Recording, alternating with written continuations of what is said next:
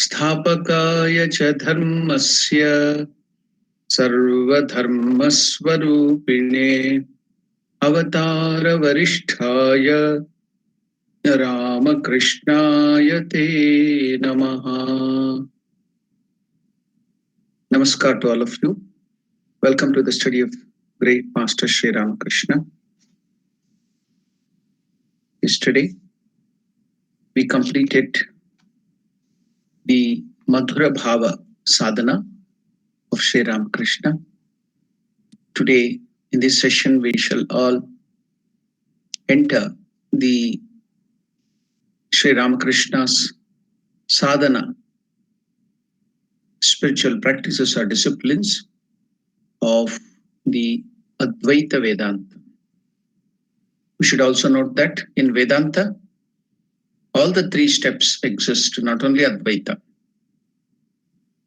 That's why we can see revered Tapasyanandaji Maharaj, one of the vice presidents of Ramakrishna order, had written a book, Bhakti Schools of Vedanta. So, Dvaita, Vishishtadvaita, Advaita, all three are part of Vedanta, the stepping stones of Vedanta. So now, today we shall enter.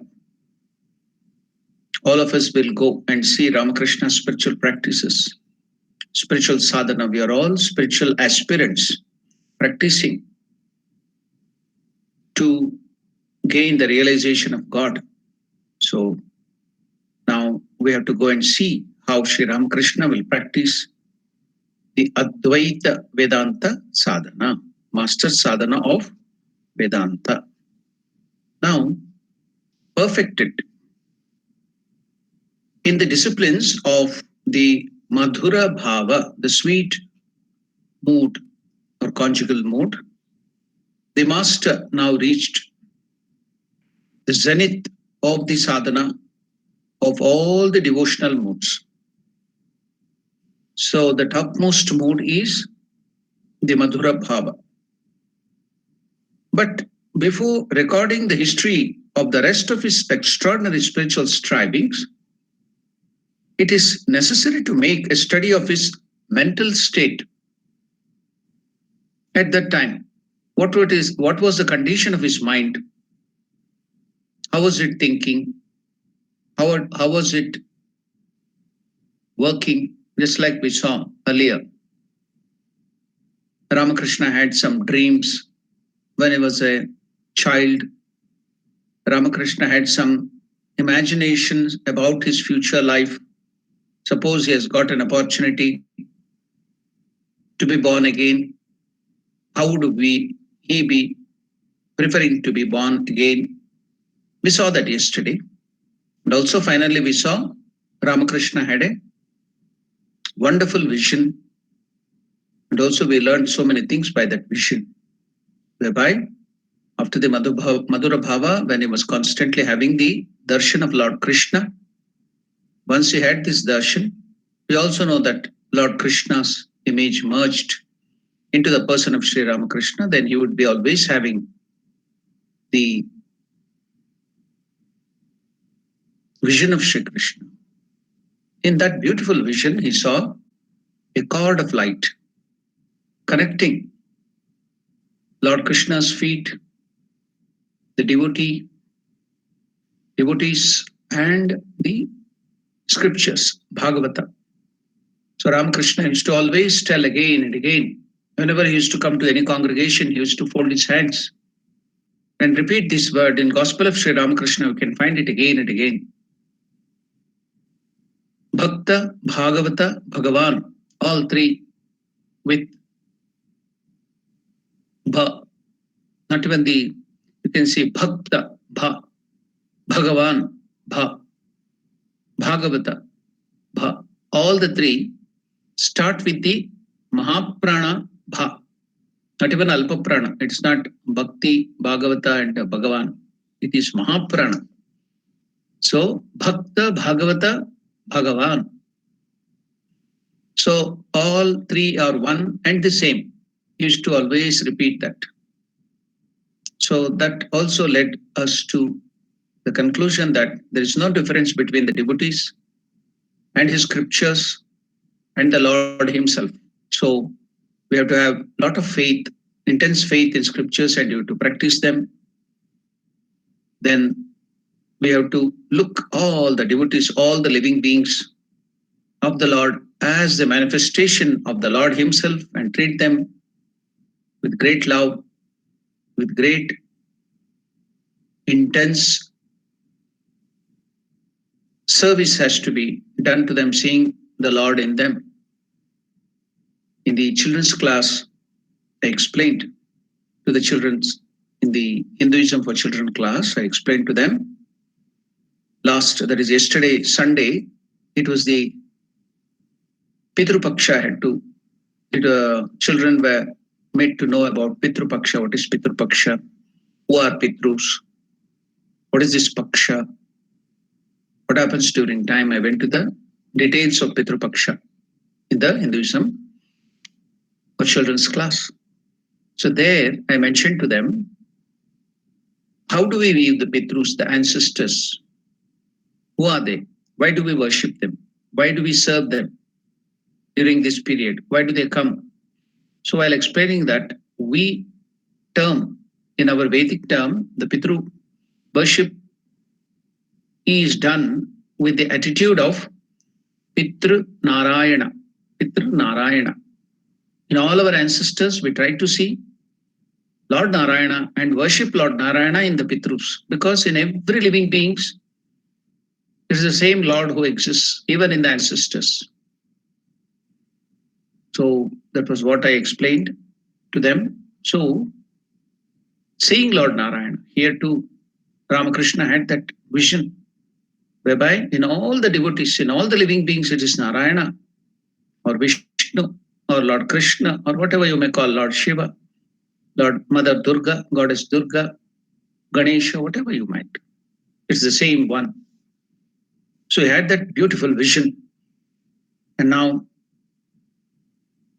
again, we are seeing Sharda Nandaji Maharaj telling, it is necessary for all of us as spiritual aspirants to look at what was the mind of Sri Ramakrishna. How was it working?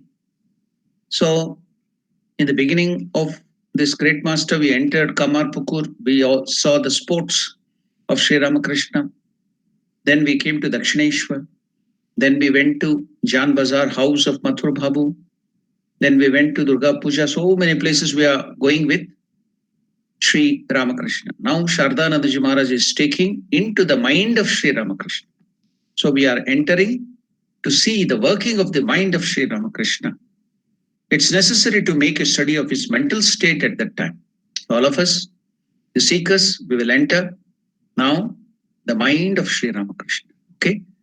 So now one more thing which I want to remind you is in Bhagavad Gita, Arjuna asked the question while Lord Krishna explained to him what will be the nature of Atman. How does a man gets perfection, perfect freedom? Who becomes perfect? How would be a perfect man with the knowledge of Atman or Parabrahman? Then Arjuna wanted to know what are the features? How does he behave? What will be his characteristic? So that is called Sthita Prajna Lakshana. Before that, Arjuna asked the question, Sthita Pragnasya ka bhasha samadhistasya keshava sthitadi kim pravasheta kimasita vrajeta kim. How does a man of perfection, Sthita Prajna, who has controlled completely his mind and established in the Atman and nothing can disturb him, how does he behave? How does he walk? How does he talk? How does he think? So then Lord Krishna takes us to watch the mind, the doings, the character of a Sthita Prajna, perfect man, a man of wisdom, a man of steady wisdom. So we study there. So likewise, we all of us, like Arjuna, with the help of Lord Krishna, now Shardanandaji Maharaj is taking all of us to the mind of Sri Ramakrishna, the Lord himself. So we shall enter and see the workings of Sri Ramakrishna's mind. If an aspirant wants to be successful in the discipline of any one of the devotional moods, so now there is a question, do we want to succeed in spiritual life? So there will be ifs and buts.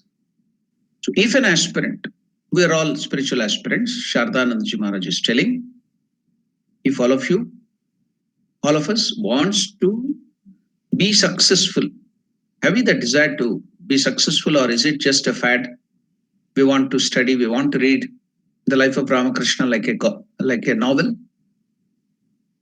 just going through it just to get some enjoyment. That's all. Is that all? Or do we want to move forward in spiritual life, succeed in spiritual life? That is the if which Shardanandaji Maharaj is asking. If an aspirant wants to be successful in the discipline of any one of the devotional modes, so 5 devotional modes were there according to the Vaishnava scriptures. Then there were so many different types of modes in Shakta scriptures. Then in different other places we have seen. Vedant, in Vedic period, it was the Shanta mode. So all that we studied. So if an aspirant, if we want, be successful in any discipline, in the discipline of any one of the devotional modes, he will, we have seen, have to do it by shunning, giving up. So renunciation, giving up is the first step. Without giving up something, we cannot catch hold of another thing. So it's a basic thing. Even in science, the basic principle of science is, we all know that 2 things cannot occupy the same place at the same time. So one thing has to be taken out, for another thing to be there at the same time in the same place. So that's why the basic principle of science is 2 things cannot occupy the same place at the same time. So here, Shardanandaji Maharaj is telling all the spiritual aspirants, if you want to succeed, if you want to go forward in spiritual life, you have to choose either one of them. You can't mix up, you can't combine. As you give up this, then that will start filling up. The more you remove one thing, the more that thing, another thing will enter in. So what is that? If we want spiritual life to enter us, then what are we to do? We have to shun. We have to give up. That's why in sannyasa, what is the meaning of the word sannyasa? Samyak. So that word can be taken as samyak, very nicely. Samyak means very nicely, very well. Samyak, nyasa. In puja also we get the word nyasa. The word nyasa in English means consecration. And it has another connotation too. What is that? It has 2 meanings. Nyasa means nyas kshipane, that is throwing away. Samyak nyasa means giving up or throwing away very nicely, very well, is the first meaning. Second meaning is placing it very well. Somewhere, consecration means you have to establish it, you have to place it at one place. So if you have to place your mind, your personality at the feet of the Lord, consecrate it at the feet of the Lord, think of the Lord, dedicate your life to the Lord, then you have to nicely remove your mind from the worldly thoughts, bad thoughts. So first you have to nicely throw, neskshipane. Then when that thing, the worldly things are thrown, the paltry things, the lower things are thrown away, then automatically your mind will be free. Then you can place it at the feet of the Lord. That is free of all these external attractions, external attachments. That mind can be very well placed, consecrated at the feet of the Lord. That is the meaning of sannyasa, samyak nyasa.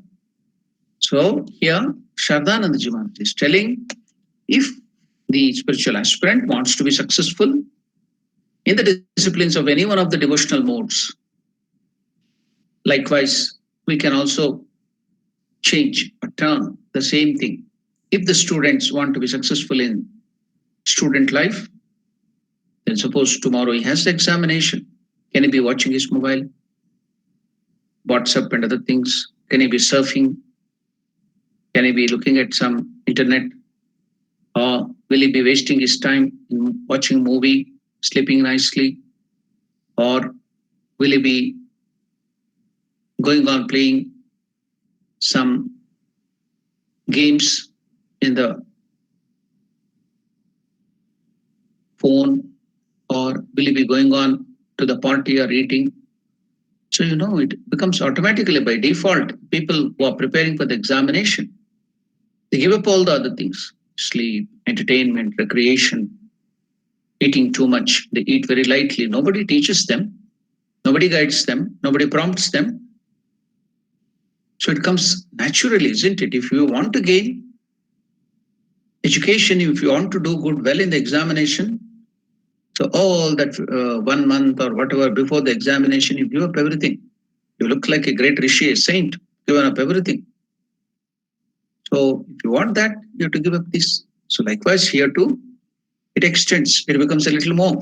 In spiritual life, if an aspirant wants to be successful in the discipline of any one of the devotional modes, he will, we have seen, have to do it without any choice.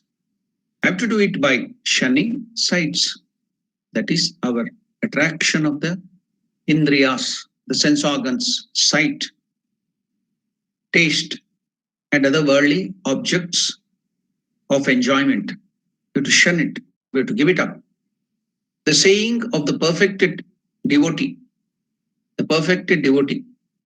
here in South Africa, people know him very well.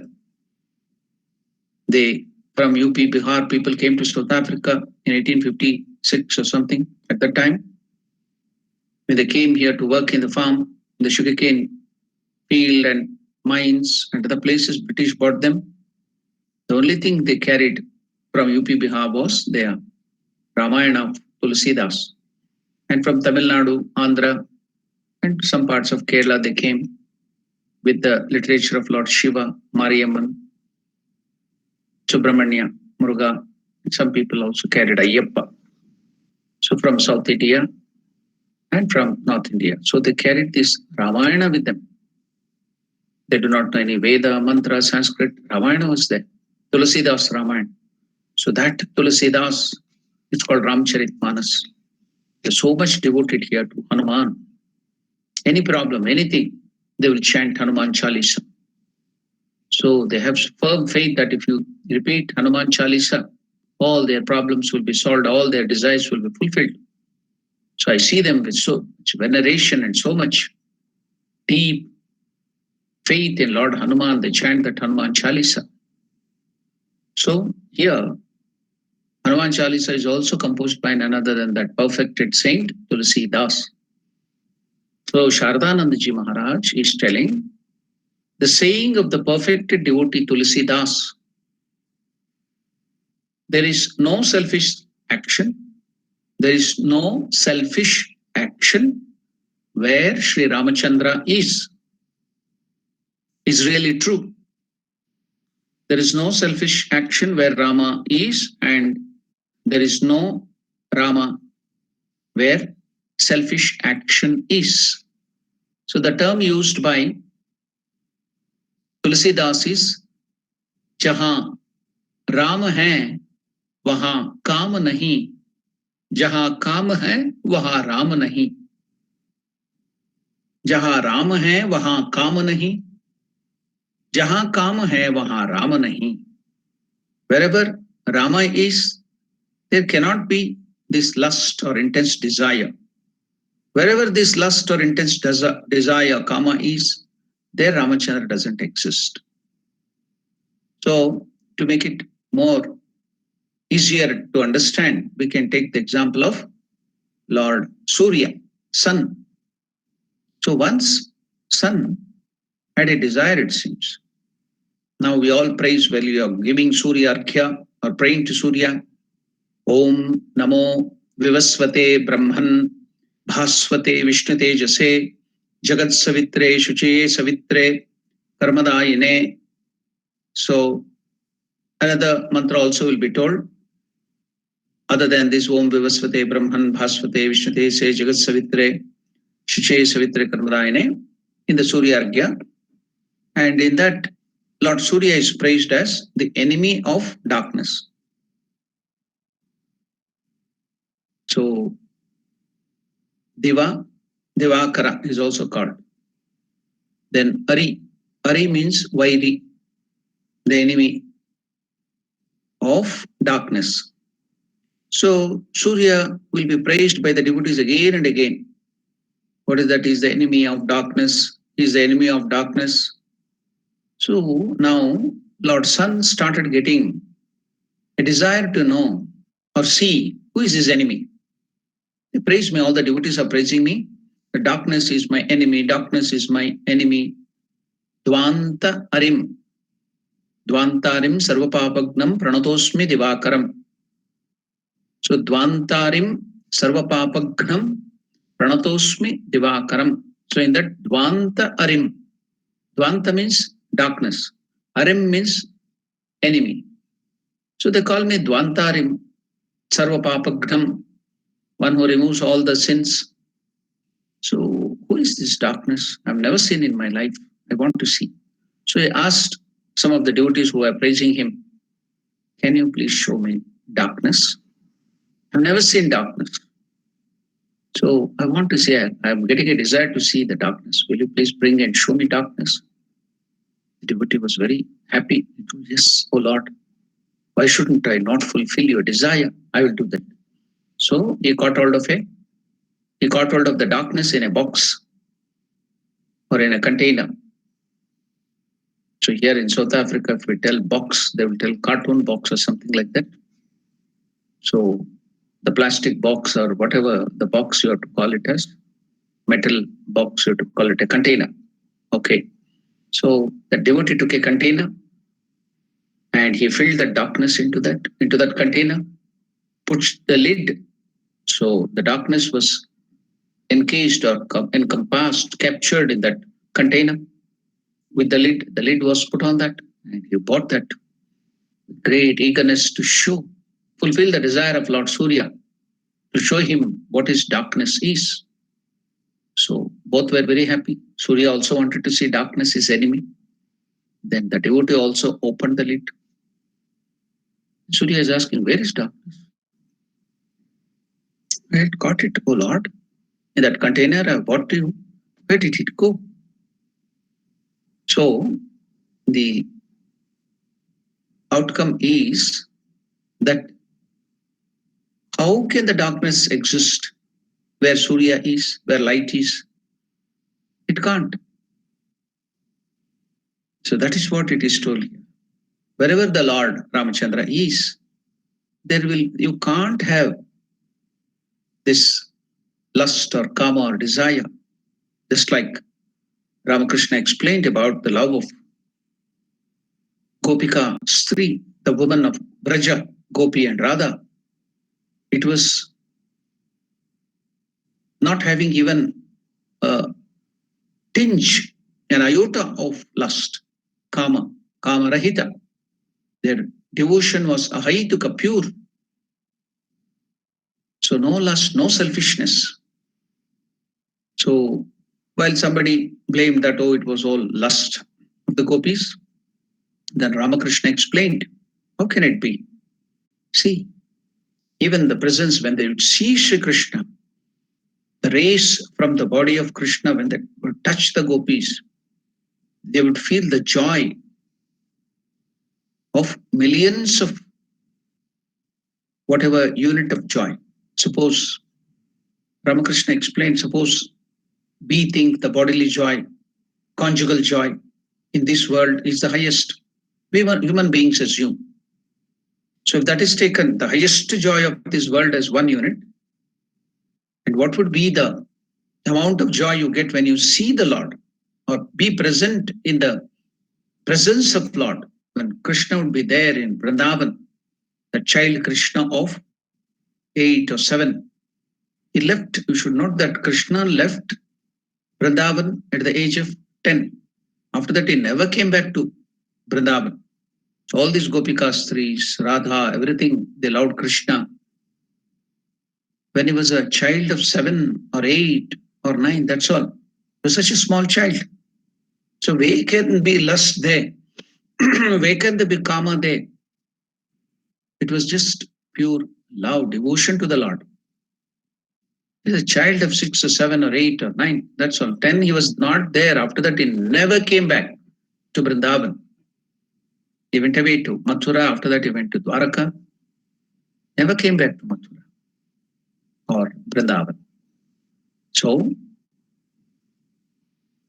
while explaining that, so if this unit of joy, the worldly joy, the highest unit is 1, if you take that as 1 unit, then multiplied by the number of hairs, hair follicles on your body, multiplied. So millions, billions, there is infinite time. So even the presence, if you see Krishna is nearby, the Gopika Stris would get the joy of millions and millions of millions of multiplied by 1 unit of joy, that is the sexual joy or whatever. If that was the amount of joy they used to get by this, just by being near him, then where is the question of lust? Is a paltry thing. Just like you have elixir, amrita, you have this nectar, elixir, and you have the water, gata water. You've taken water from the sewerage and kept in a cup. Will you try to drink that sewerage water or the gutter water? When you have this elixir is given to you, no, you would not even care for that gutter water. Once you have tasted elixir or amrita, even if you don't get water to drink for many, many years, you would not go for gutter water. You will give up your life, but you will never go for gutter water. So that is Ramachandra. That is the Lord. That is Parabrahma Swarupa. That's why it's called Satchit Ananda. Infinite existence, absolute, infinite knowledge, infinite consciousness, absolute, infinite bliss, absolute, infinite bliss, absolute. So here, Shardananda Maharaj is telling the words of Tulsi Das, Jahan Ram hai, wahan Kam nahi, jahan Kam hai, wahan Ram nahi. They cannot coexist, just like the sun and the darkness cannot coexist, the enemies. So one more example, beautiful example given by Sri Ramakrishna in Gospel of Sri Ramakrishna is that somebody advised Ravana, you want to entice Mother Sita, you want to marry, want to make Sita your own. You have tried, you are doing so much, showing your pomp and glory. You're such a great king, so many great things you are telling. Why did you try this method? Ravana was very eager to hear, what is that method? Please tell. This story is told by Sri Ramakrishna himself. What is that method? They advised him. Somebody advised him, why don't you disguise yourself as Sri Ramachandra? You are a Mayavi, you have magical powers. You can put the form of Ramachandra, then Sitama will fall to your form of Ramachandra. Then you can have Sitama for yourself. Do you know what was the reply of Ravana?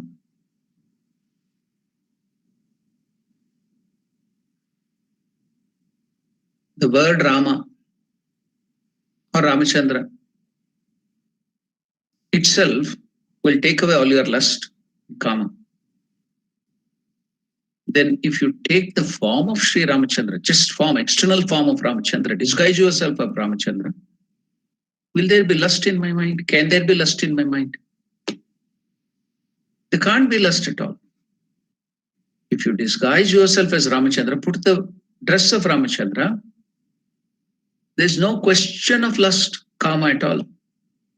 It will vanish. Then where is the question of then the beauty of Sita, the beauty of that woman's body will look like the graveyard or the cremation ground ash.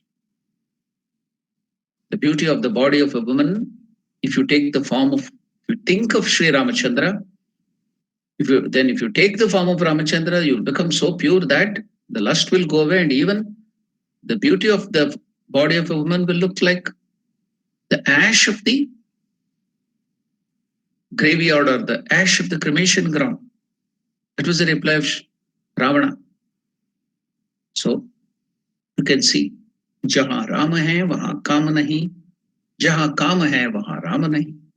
These things cannot coexist. Sri Ramachandra, that is the Lord, Parabrahma Swarupa, and the desires, sense objects. That's why Shardanandaji Maharaj is telling, if an aspirant wants to be successful in the disciplines of any one of the devotional modes, he will have, we have seen, have to do it by shunning sights, the desire for sense objects, senses.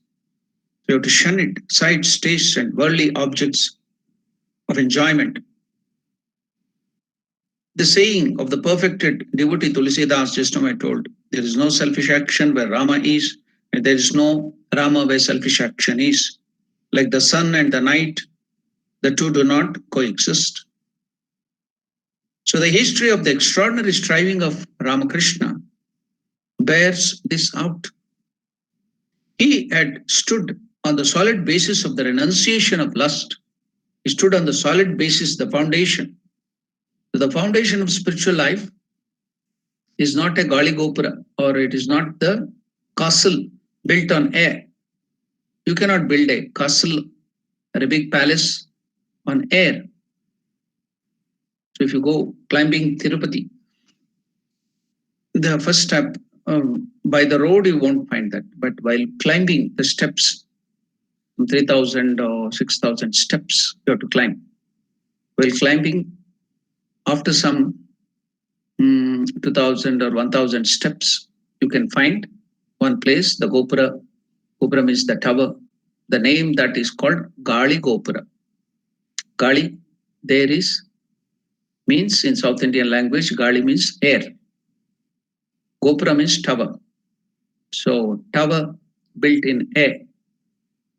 So that is, in English you can call it as building castle in the air. So can we build our house or big building without a good firm foundation? Then even the smallest thing, the rain will wash it off. It will make it fall down. So you have to build your spiritual life, that big building, the solid rock foundation. What is that rock foundation? Now, Shardanandaji Maharaj is telling, he has stood, Ramakrishna stood on the solid basis, solid foundation of renunciation of lust and gold. Before he began practicing the devotional modes, he could master in a short period whatever mode he practiced at any time, because there is no attraction, distraction of his mind. Mind is just simply rushing to the goal. No distractions at all. Pure mind. Why? Because it is built on the solid rock foundation of realization of gold and lust. That is the basis. So that is why Sri Ramakrishna could master, the master could master. The master could master in a short period whatever mode he practiced at any time, only because he never deviated in the least from that basis. Therefore, we are to keep it clear before our mind that he was now incessantly dwelling in a region far beyond the bounds of the temptation of the lust and gold. There's no question of that at all, because it cannot coexist at all. When you realize that highest elixir, Amrita, Amrita means no death. Mrita means death. Amrita means no. So when you drink Amrita, where is the question of death? So these things would not even come near. So as he was incessantly making effort for God realization for a period of 9 years, by renouncing the desire for the enjoyment of worldly objects, his mind now reached through constant contemplation such a state in which even the thought of anything unconnected with God appeared as poison to him. So now, do you know where we have entered? Where Shardanandaji Maharaj took us now? into the mind of Sri Ramakrishna. Once we enter the mind of Sri Ramakrishna, what are we to note there? We have to note the functioning. We have to note the way the mind of Sri Ramakrishna is thinking. How does it act? So we are now watching. So we have to be aware of that. But do not forget, we are now observing, entered the mind of Sri Ramakrishna, and we are observing the mind of Sri Ramakrishna. So as Sri Ramakrishna was incessantly making efforts for God realization for a period of 9 years by renouncing the desire for enjoyment of worldly objects, his mind now reached through constant contemplation, such a state in which even the thought of anything unconnected with God appeared as poison to him. So now you can understand how we have entered the mind of Sri Ramakrishna and noted the wonderful behavior, the way Sri Ramakrishna's mind thinks, and shouldn't we apply at least something? What Sri Ramakrishna is doing, the mind is acting like that. We should train our mind also to be like that. So Ramakrishna used to tell many times, whatever have I done, whatever sadhanas I have done, if you do even 1/16th of it. So now in Indian rupee, they tell there are 16 annas, just like we call in the Western standard cents. So in Indian rupee, $1 or something of Indian standard, 1 rupee, from time immemorial, this is the way they divide it. 16 annas make 1 rupaya. Rupyaka. In Sanskrit is rupyaka or rupai. In Hindi, rupya. In English, they call it rupee, rupai. So whatever. So has 16 annas. So taking that as the example, Ramakrishna used to tell, if I have practiced full 1 rupee of sadhana, at least you, if you hear that, practice 1 anna, 1/16th of that, that is more than enough. You'll get everything. You need not do all the 16 like me. Just a little. Try a little, whatever I've done. So we should remember the words of Lord Krishna in Bhagavad Gita. What does Lord Krishna tell? Swalpamapyasya dharmasya trayate mahato bhayat. Swalpamapyasya dharmasya. The path of renunciation, sadhana, not renunciation, the path of righteousness, sorry.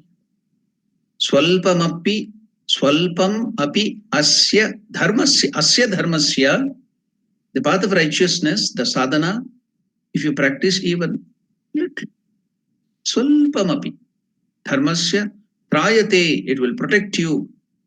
Mahato bhayat, from great dangers. Even a little. An iota of practice, of spiritual practice. Little. Even little in thought, if you think of that, it will protect you. You do the act of righteousness, think of God, do the karma yoga, serve the devotees, serve the Lord. Do even a little, that will protect you from great dangers. Words of Lord Krishna, Swalpamapyasya dharmasya. So you are doing so much of good work of the Lord. Seen our devotees, even yesterday they had gone. In Johannesburg, they are doing so much. Every month they are going to the patients who are suffering. The COVID work is being done. Govinda work or Corona Mataji's work is being done. They're going to the slums. They're going to the poor people area. They can't come out. They can't work. They're collecting money with great difficulty. They have their own problems. Many people are retrenched. They're losing their jobs. Everybody, nothing that you are great or somebody, everybody is losing their job. They're not worried about their job. They're not worried here. I'm speaking about the volunteers and the devotees of Johannesburg Ramakrishna Center. They are all young, no ego devotees. They're sacrificing. Many have lost their jobs. In spite of that, they're dedicating their life going to the houses in the slum areas. They can easily contact COVID and die, or something may happen. Taking the name of Lord Ramakrishna, belief, having faith in Ramakrishna, they're going to their houses, supplying them the food materials for 1 month. Every month they are going, some Saturday, they will all come and meet at one place, pack the things so that those people can have those clothings, masks, sanitizers, food materials. If they are Africans, what kind of food they want. If they are Indians, what kind of food they want. So they're making separate, they're giving them with great care, serving them. And yesterday they had gone to some Tamil Federation in Pretoria and went there. They helped those people in preparing food and packing them. And also they gave some hampers, food materials to poor people there. Those Federation people were very happy. Tamil Federation people were very happy to receive our volunteers and do the work. I posted that, whatever work was done. The picture and other things on many of the WhatsApp group, many might have received it. So like that, they're doing so much of work. So such work of the Lord, even think of the good of Swami Vivekananda tells, even if you think in your mind the unselfish thoughts, it will take you so much in spiritual life. Do something like that. Then what would be the amount of spiritual progress you can have? Very fast. That's why you can see our volunteers will be blessed by Sri Ramakrishna and Mother Sharda Devi. Because Krishna is telling us a little bit of work for others, God's work, righteous work. So it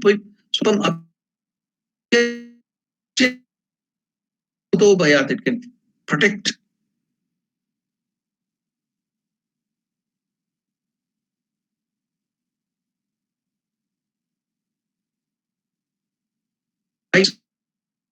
Movies and are slept nicely.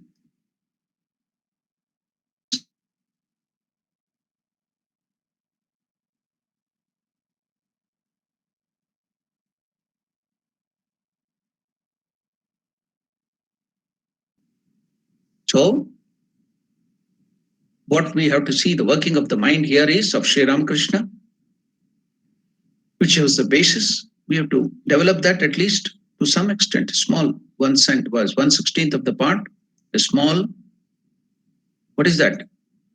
Sri Ramakrishna used to practice in his mind.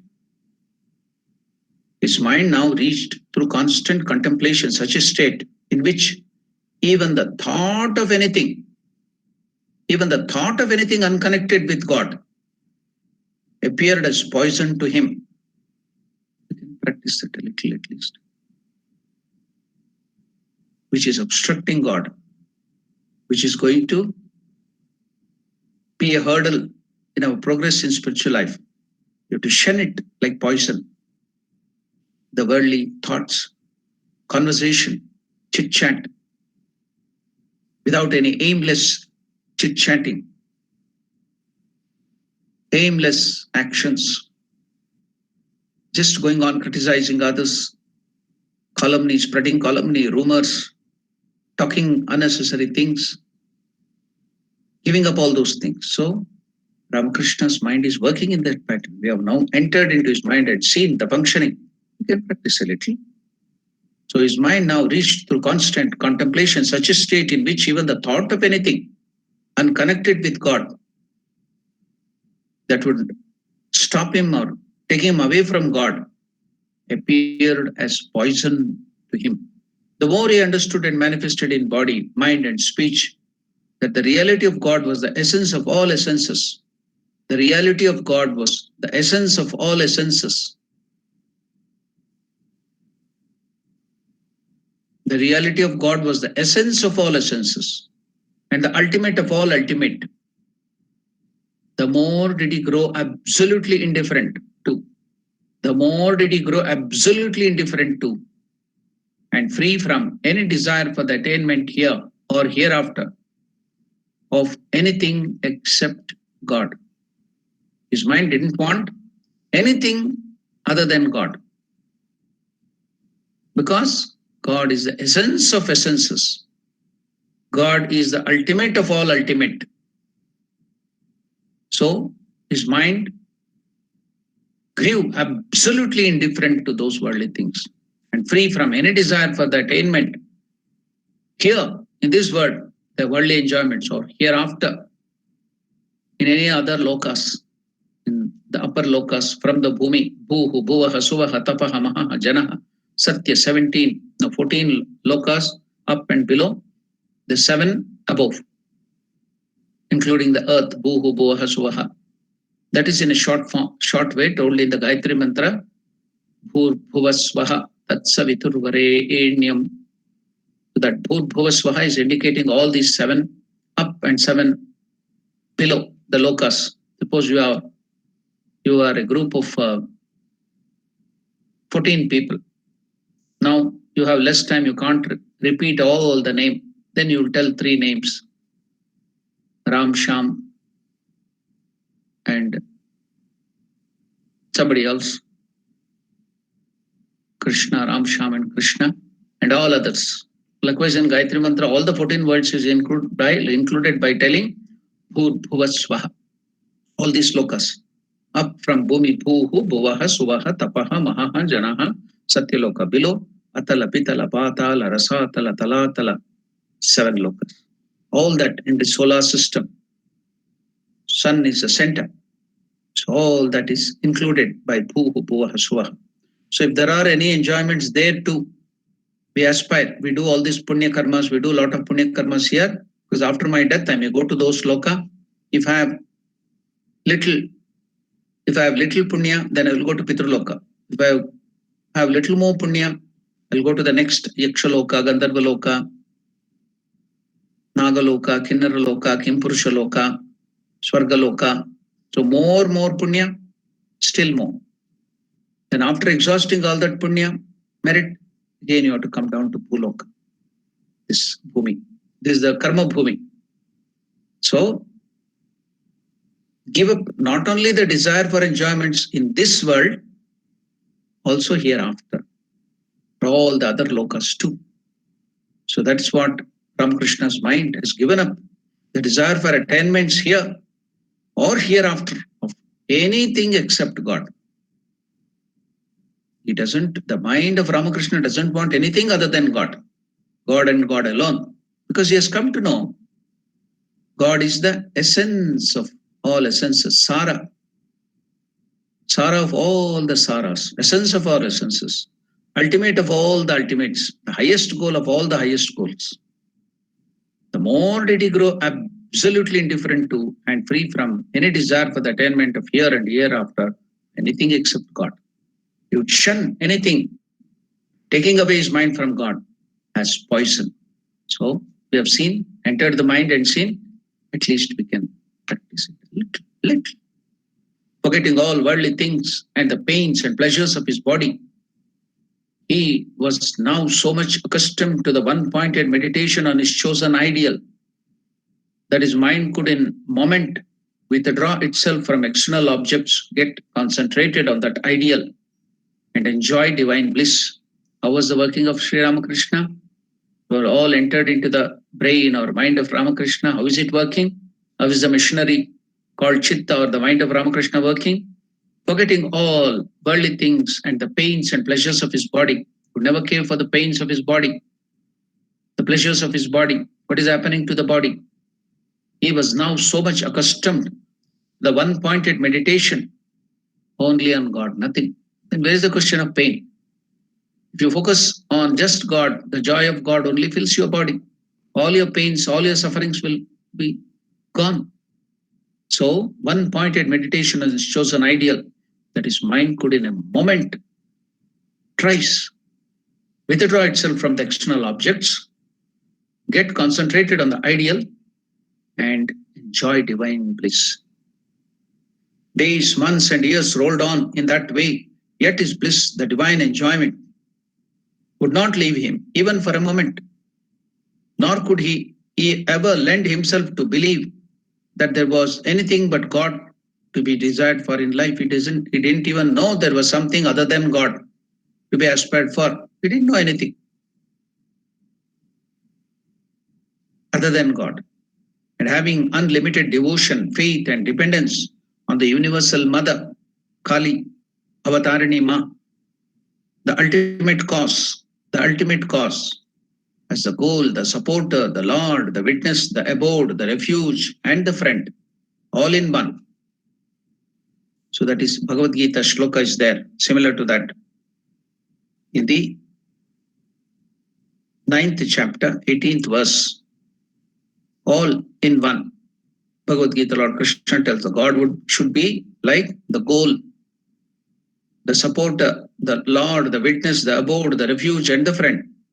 The Master had not only bound himself to Divine Mother or God in the form of Mother in eternal loving relation, but also accustomed himself thoroughly to perform all actions of his life, big and small, whether it is big or small, everything exclusively at the command or as a will or hint from the Divine Mother. Everything he performed as the will of Divine Mother, command of Divine Mother, even the smallest things, bit small things too.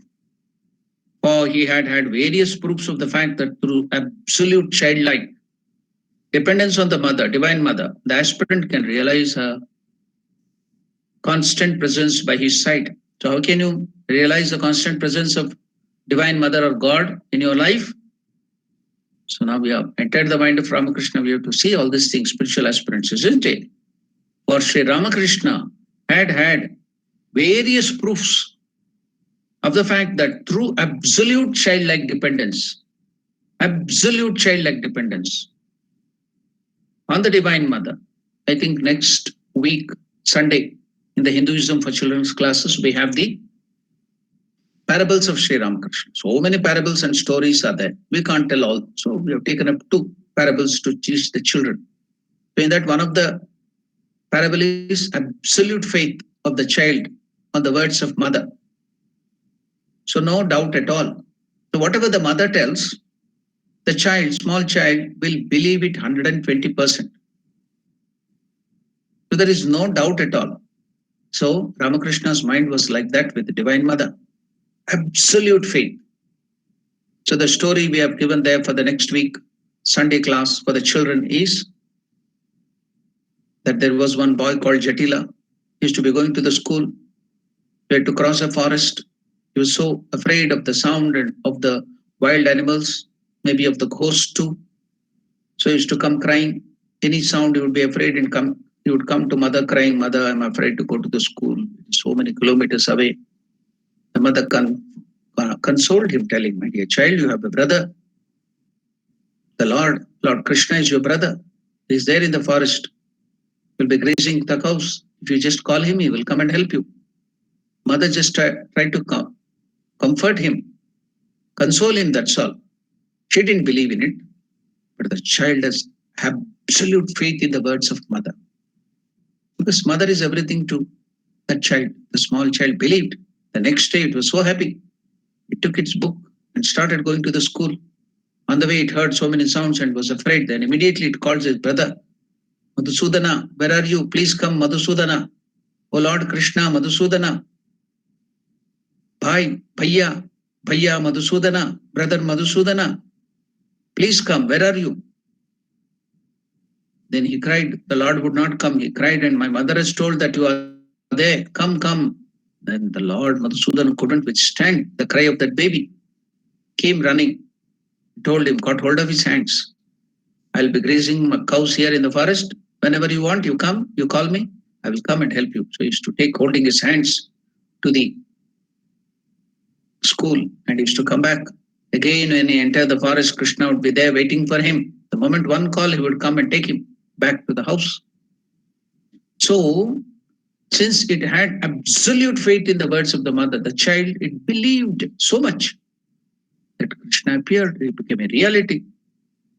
Likewise, the child like absolute faith, that is very, very important. Ramakrishna had childlike dependence, absolute, through the absolute childlike dependence on the Divine Mother. We should also have that childlike absolute dependence or belief or faith, the words of the Guru and the scriptures, in the words of the elders, in the words of the father and mother. Then you can also gain. So, through the absolute childlike dependence on the Divine Mother, the aspirant can realize her constant presence by his side, experience always the blessedness of her sweet words and the support of her powerful arms, and be relieved thereby of all fear in treading the difficult path of this life. Why did the master, it may be asked, engage himself in disciplines? Even after thus knowing the cause of the universe, even after realizing, even after having Divine Mother by his side, always constantly guiding him, guarding him, not even a blink of an eye, the time of the blink of an eye, will Mother leave him, holding his hands. Why did the master, it may be asked, you may get a doubt, engage himself in discipline, so much of disciplines, even after thus knowing the cause of the universe, as his own mother, ever present by his side? Why did he practice all those disciplines? What was the necessity? What is the relevancy of any further spiritual disciplines when one has already realized that she, for attaining whom all disciplines and austerities are practiced by aspirants, is utterly your own? So now you have to gain something. So you work for that. You work, suppose you join the work and to earn money. Okay, you got billions and billions of dollars in your bank and in your house. Will you join the work and earn money? No. When you have so much of money, what is the necessity of joining the work? You will enjoy it. So likewise, when he has the goal that is to be reached by spiritual discipline, the cause of the universe is with him, always guarding him, the Lord, in the form of Mother. Then what was the necessity of spiritual practices for Sri Ramakrishna? So if you have a question, so Shardananda Ji Maharaj will discuss it. Although we discussed this question before from one angle or one point, we shall now say a few words on it from another angle or another view. Sitting at the holy feet of the Master and listening to the history of his striving, we felt that doubt in our minds. Shardananda Ji Maharaj used to come to Sri Ramakrishna in Dakshineshwar, and sitting at his feet, all of them used to listen to the history of his striving. We too got that doubt at the time. We felt that doubt in our minds and we did not hesitate to express it to him. We also asked Sri Ramakrishna. Shardananda Ji Maharaj is telling, we asked Ramakrishna, why did you practice all those things even after gaining so much of hard disciplines? Why should you have to practice? After you have gained the essence and the goal, the highest goal was reached, to which Sri Ramakrishna replied. We shall now describe here what he told us in reply. So Sri Ramakrishna told, look here, said the Master, one who always lives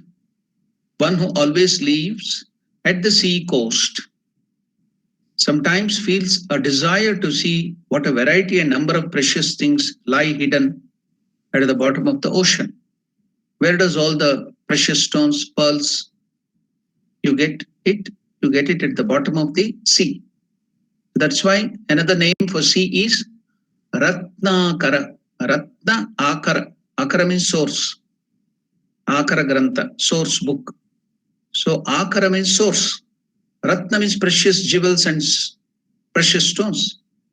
The pearls and many other precious stones are found in the sea or ocean. So that's called Ratnakara.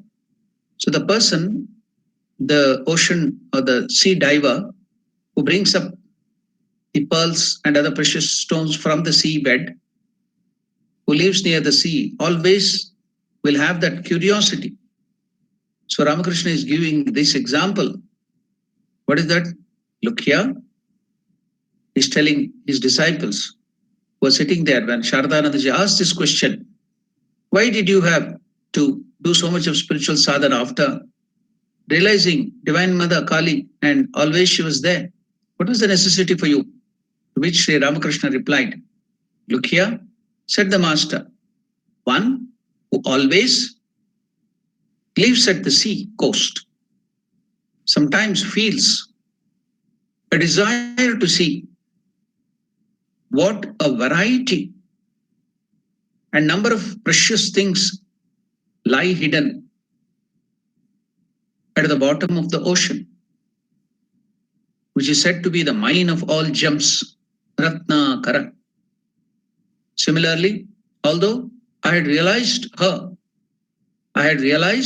the Divine Mother, God in the form of Mother, Parabrahma Swarupa, Nirakara Nirguna Parabrahma Swarupa, took the form of Divine Mother Kali and she was always there with me. Similarly, although I had realized her and felt her presence always by my side, and a strong desire arose in me to experience her, to experience the Divine Mother, who is of multifarious forms, and relations, in as many of such forms and relations as she would be pleased to reveal to me. Multifarious, infinite order forms. So I wanted to know, see, realize, taste all those forms of the Divine Mother, establish relationship with that form and attributes, the qualities of Divine Mother, as much she was pleased to show me.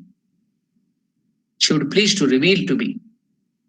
So therefore, whenever I desire to see or enjoy her in any particular form or relationship, I would pray persistently. I would pray persistently to her to reveal herself to me in that form or relation. The compassionate mother, on her part, made me personally do whatever was necessary.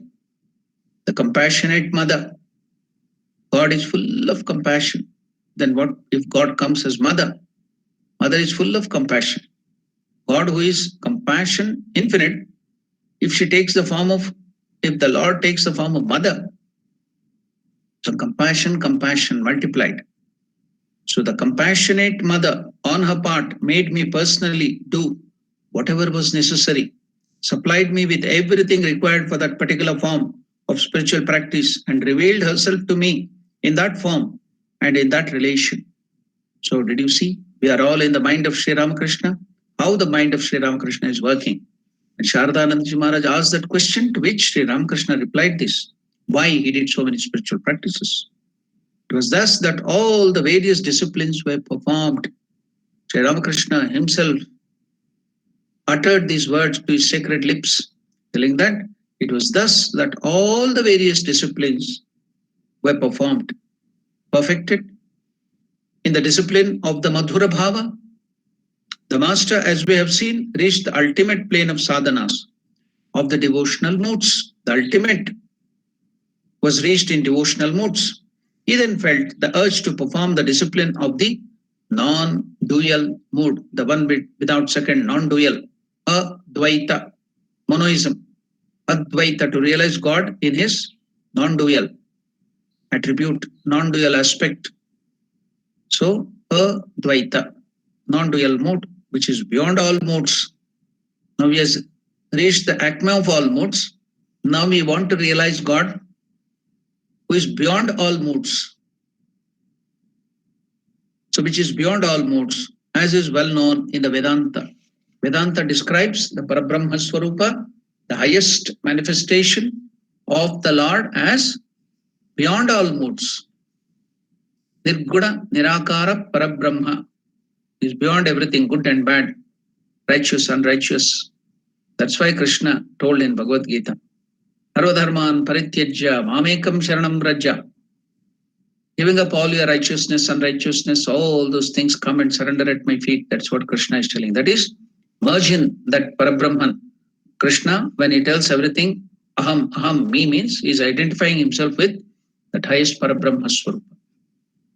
That's what Swami Vivekananda has told about Bhagavad Gita. So perfected in the discipline of the Madhurabhava, the master, as we have seen, reached the ultimate plane of the sadhanas of the devotional modes. He then felt the urge. Now the desire came in him. So the desire to realize God is not a desire. The desire for worldly things only is a desire which will obstruct. But the desire to realize the desireless is not a desire. So he then felt the urge to perform the discipline of the non-dual mode, which is beyond all modes and is well known in the Vedanta. We shall now tell the reader how the urge came on the master at the instance of the Divine Mother and how he now realized her formless attributes, nature, which is the Turiya Avastha. Now, as I told you many times, we have the 7 chakras. The lowest is the Muladhara at the end of the coccyx of the backbone, corresponding to a body, the Sushumna canal. Then above, a little above that is after the Manipura, it's the Swadhisthana. Then the next chakra is the Manipura at the navel region. Above that, at the heart region, is the Anahata. And from Anahata, throat region, it's called the Vishuddha. Agna chakra is the Turiya. Sahasrara is the Turiya Avastha. Turiya, highest beyond all the things. So we have these 3 states. In our day-to-day life, we undergo the 2 states only, waking and sleep. And at the most, we may go to deep sleep. Waking, dreaming, and deep sleep, Sushupti. Jagrat, Swapna, and Sushupti. So beyond this state is Turiya. Turiya Avastha, the highest. Beyond this plane, Sahasrara, 1,000-petal lotus. But only Lord, pure consciousness exists. Nothing except pure consciousness. So, Ramakrishna, we shall tell the reader, Shardananda Maharaj is telling, we shall now tell the reader how the urge came on the master at the instance of Divine Mother's will, and how he now realized her formless, attributeless nature, which is the Turiya, or another name for Turiya is absolute. Absolute. The master's aged mother, Chandramani Devi, is now aged. So she doesn't want to live anymore in Kamarpukur. She wants to spend her time with her dear child, Sri Ramakrishna. Now she shifted to Dakshineshwar. So Chandramani Devi, old mother, is now living on the upper floor of the Nahabat, below the ground floor. Mother Sharda Devi is living, doing all the cooking and helping Sri Ramakrishna and other devotees. And above, on the first floor of the Nahabat, the aged mother of Sri Ramakrishna is living there. That is Chandramani Devi. Ramakrishna was so much devoted to mother. As I told you, Ganesha ideal. Highest devotion to the biological mother. That ideal is represented or shown by Ganesha. Brahmacharya ideal, education, then Matru Bhakti, that ideal, and seeing the filial attitude in every woman all through his life, that is Ganesha, Sarva Deva Devi Swarupa, Ganesha Swarupa Sri Ramakrishna.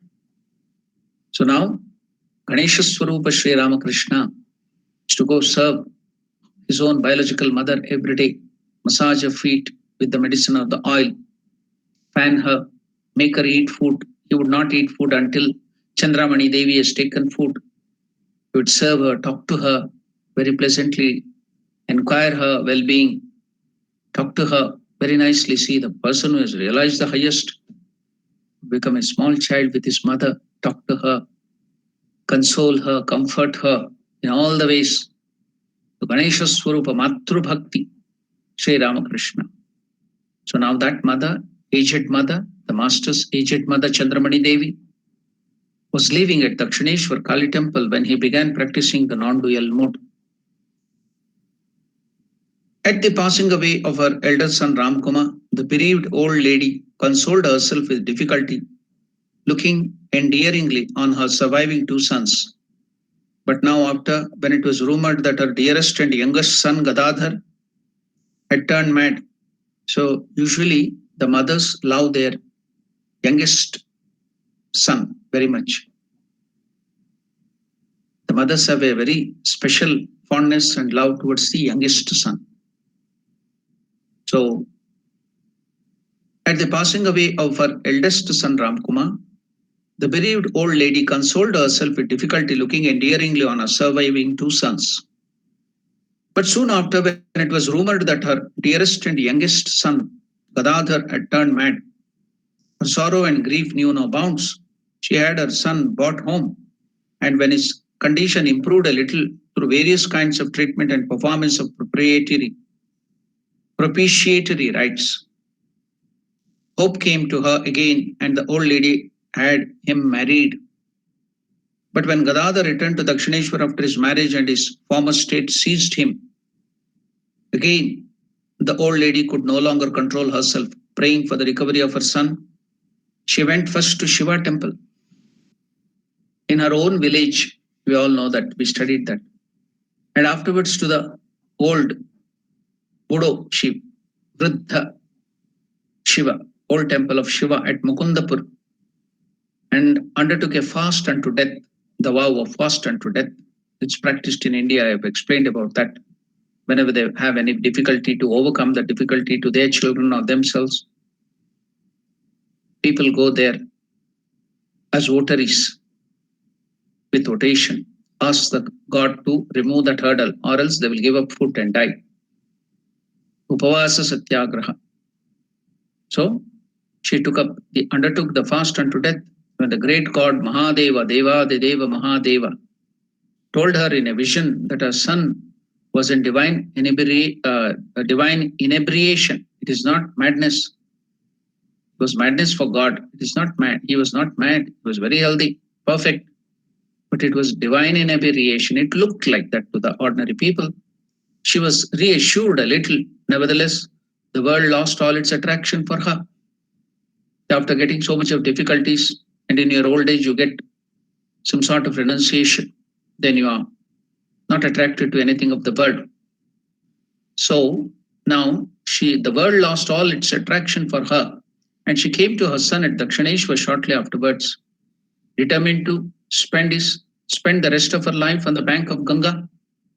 So for Hindus, they want to live, most of them, on the bank of Ganga. They revere Ganga. It is Muktidayini. If you die, if you live near Ganga, inhale the breath of Ganga, 7 kilometers this side and that side of Ganga, even if the air passing on Ganga is inhaled, you will become pure. Your sins will be gone. And if you die on the bank of Ganga, you will get liberation. So that belief is so strong in Hindus. They revere Mother Ganga. So now, this Chandramani Devi also wanted to spend her last days on the bank of Ganga. Now, she came to Dakshineshwar to be with her son, the Ladla, the favorite of Chandramani Devi. Very much she loved Ramakrishna Gadadhar, the dearest and youngest son. So she wanted to spend her last days there and also the bank of Ganga. She determined to spend the rest of the life on the bank of the Ganga. For what purpose would it serve her? She thought, to remain attached to the world in that old age, when those for whom and with whom she was in the world were one by one leaving her and the world behind. We have already told the reader of the festival connected with Mathur's gift of the mountain of food, Annameru. So he made a mountain of food, Anna, rice and other food articles, mountain, just like a mountain, Govardhanagiri, and distribute it to all the poor people. So that festival was done by Mathur in Dakshineshwar. So during that period, when we have already told the reader of the festival connected with Mathur's gift of the mountain of food, resolved to pass the rest of her life at Dakshineshwar on the Ganga, the master's mother, Chandramani Devi, we infer, came to the Kali temple during the time of that festival in 1864. That resolve of the old lady was fulfilled. She never returned to Kamarpukur but spent the remaining 12 years of her life near the temple until she passed away in 1876. Therefore, there is no doubt that it was during his mother's stay at Dakshineshwar that the master was initiated into the mantra of Rama by Jatadhari, received the image of Ramalala from him, and practiced the moods of Vatsalya, Madhura, and also the Vedanta when the mother of Sri Ramakrishna Chandramani Devi was living in Dakshineshwar. So it was all done when Mother Chandramani Devi was living there in Nahabat in Dakshineshwar. Now, we should like to tell the reader an event showing the complete lack of avarice on the part of Master's mother. That event took place shortly after she came to Dakshineshwar. So Mathur, as we have said earlier, was now in full charge of the management of the Kali temple and was performing various acts of merits, including the free distribution of a huge quantity of food. As there was no limit to his love, regard, and reverence for the master, he was always endeavoring to make some arrangements for the efficient continuance of the service of the master even after his own time. But he never ventured to speak it out on account of the glowing renunciation he saw in the master. One day he was landed, Mathur was landed in a great difficulty when, to know the master's mind, he was consulting Hriday within the hearing about transferring an estate in the name of Sri Ramakrishna. Big estate, so that after his death, who will look after Sri Ramakrishna? Mathurnath Babu was very much worried, so he wanted to leave an estate and some amount of money in the name of Sri Ramakrishna, so that after Mathurnath passing away, all that money and estate, the amount income from that estate can be used to look after Sri Ramakrishna. So he was just in the hearing of Sri Ramakrishna, he was talking this matter with Hriday. What happened then? One day, Mathur was landed in a great difficulty when, to know the master's mind, he was consulting Hriday within his hearing about transferring an estate to him. For as soon as a little of the talk reached his ears, the master ran like one mad to beat Mathur. Saying, "Ah, you rascal, you want to make me a worldly man of me?" At the beginning of the today class, we saw Ramakrishna would shun anything which would take away his mind from God like poison. So when he came to know that he wanted to keep some money to that estate in his name, Ramakrishna now thought all these things, worldly things, as poison, which will take away his mind from God. He got angry with Mathur, just like mad. He shouted and ran towards Mathur to beat him, telling that, "You rascal." So the word used in Bengali is sala, dursala, but you don't get any word in English, so they use that rascal. Dursala. She got angry. "You want to make a worldly man of me?" But this idea never left Mathur. So Mathur would not give up. He was constantly trying to keep something in the name of Ramakrishna, to do something to Ramakrishna. After he dies, who will take care of Sri Ramakrishna? Who will be there? He's such a great renunciate. Baba should not suffer. So he was constantly trying.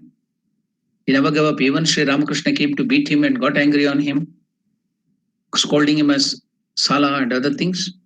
But he would never give up.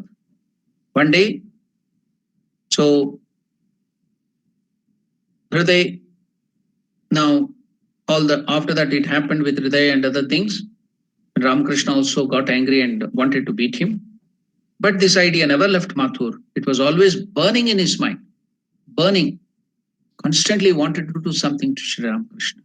However, he found no opportunity to fulfill it. Ramakrishna never gave an opportunity to fulfill it.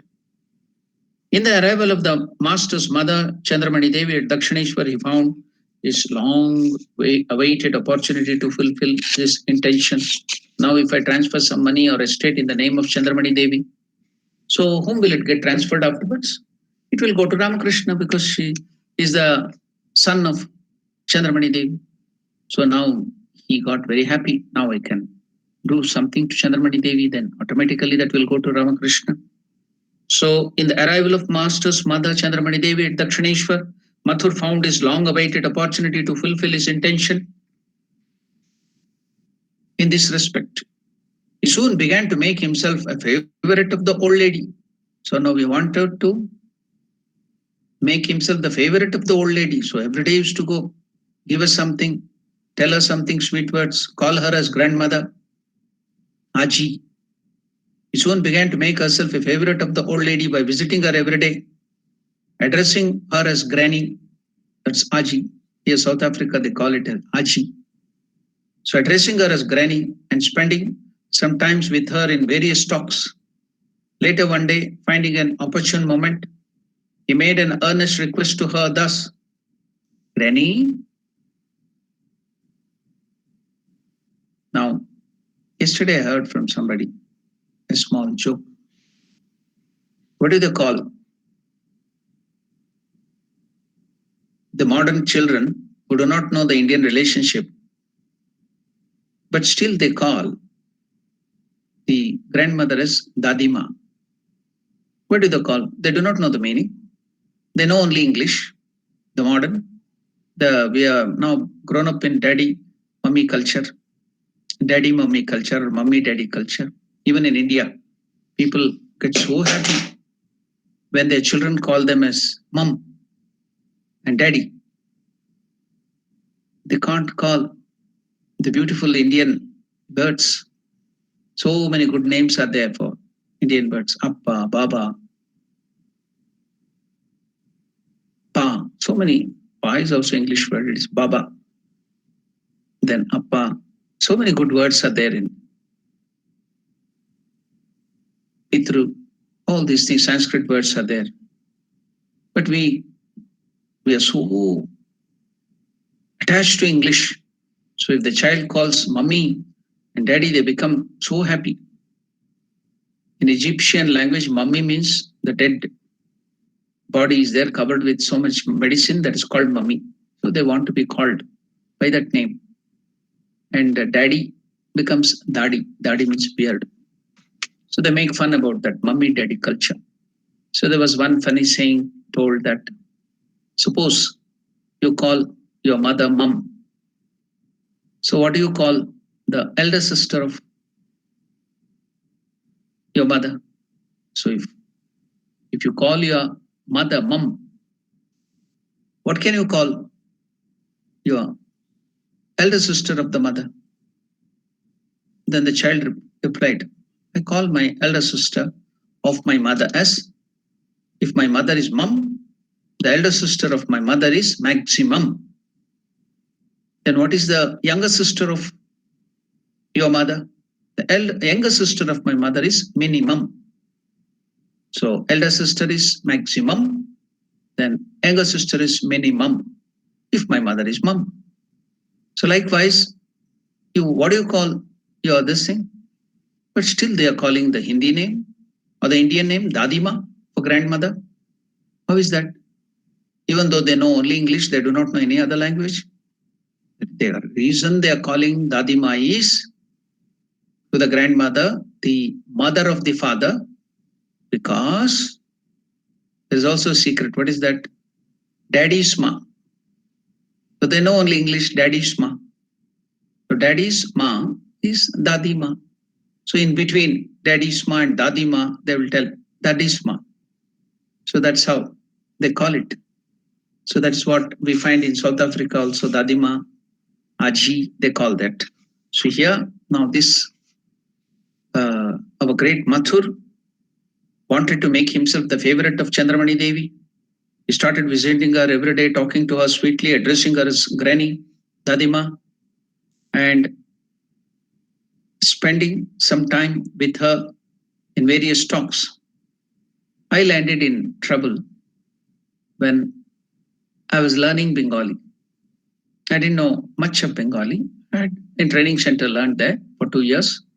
I couldn't have any chance to speak there. So I started practicing it after I came to Bangalore. So there was a middle-aged, or he was maybe something 55, 60 years old. One cook was there in Bangalore. So he had short-tempered, and he was also, he had BP, blood pressure. So he would get angry very quickly. So he was doing the cooking job. So I too wanted to make friendship with him. I used to talk to him lovingly and do all the things. But when his anger will flare up because of the BP, God alone knows. So I was very young, learning Bengali. So he was from Bengal. So I used to talk to him, try to talk to him in Bengali. So I used to address him as elder brother, just to be more close to him. Dada in Bengali, Dada in Hindi, Dada means elder brother. So I used to address him as Dada. Because I was yet learning Bengali, I didn't know much of the terms in Bengali. So one day I went there and addressed him as Dadu. I thought maybe the expression of Dada, that means elder brother, will become with sweetness. I thought, I didn't know, because out of more sweetness they call Dadu. So I went and addressed him as Dadu. He became very angry. His BP flared up, started scolding me. What's your age? What's my age? I'm just 55. Why are you calling me Dadu? What is that? Out of respect, I'm calling. Out of more love, I'm calling. He's becoming still angry. How can you call me Dadu? Then I went to somebody and asked, what's the meaning of Dadu? He told it is grandfather. He's very upset to be called as grandfather. I'm only 55, 60 years old. You're calling me Dadu. How can it be? Then I came to know, oh, Dadu means grandfather.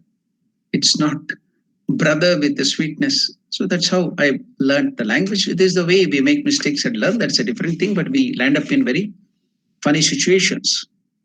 So now, Mathur, later on one day, finding an opportune moment, he made an earnest request to her thus, Granny, Dadima, you have never taken any service from me, your grandchild. If you really considered me to be your own, please ask for anything you want from me. I should give you something. Why don't you please ask Granny, Dadima, your grandchild want to serve you? You're not taking any service from me. Why don't you take something from me? Granny, Dadima, you have never taken any service from me.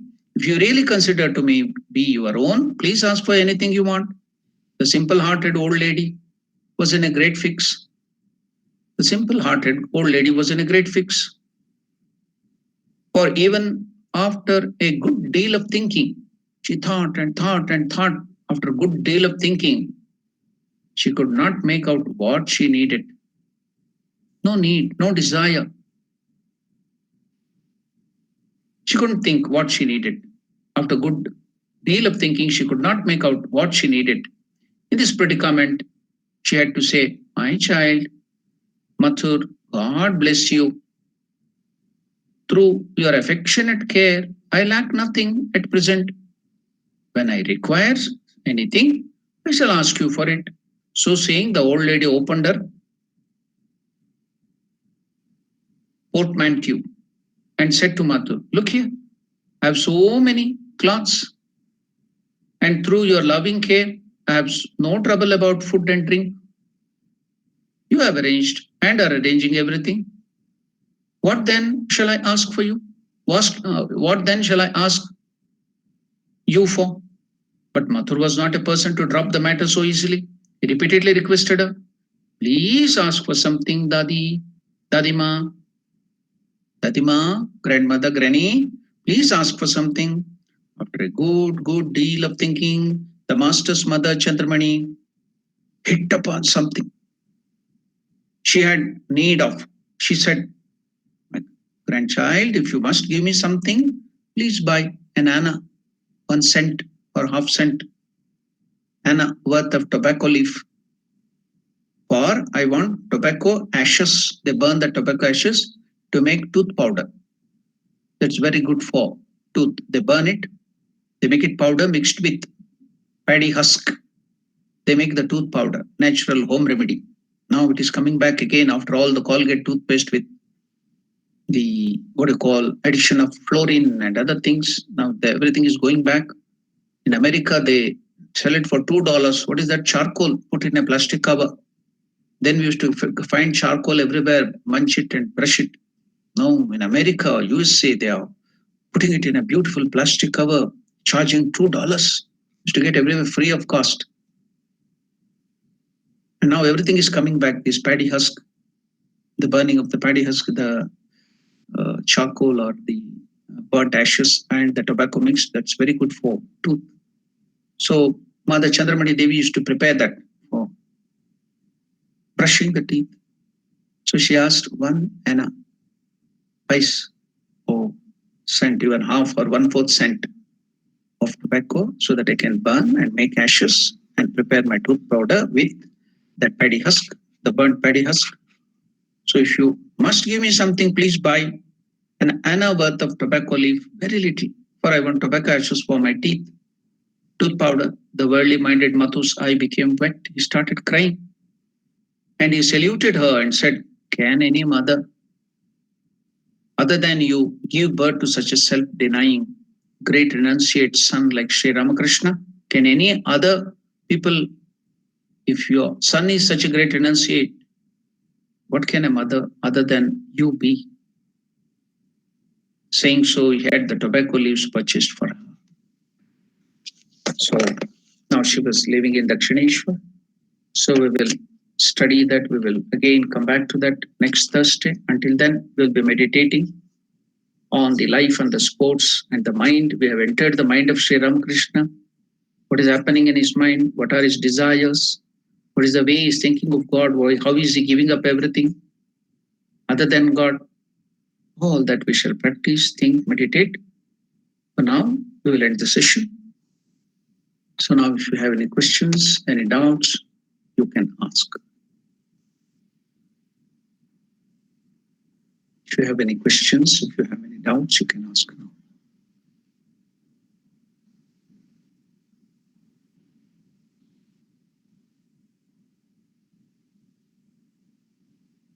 Okay, if you don't have any question, I can close the session with the prayer. Om Priyatam Pundarikakshaha Sarvayagneshwaro Harihi Tasmin Tushte Jagat Tushtam Prenite Prenitam Jagat Harihi Om Tatsat Sri Ramakrishna Arpanamastu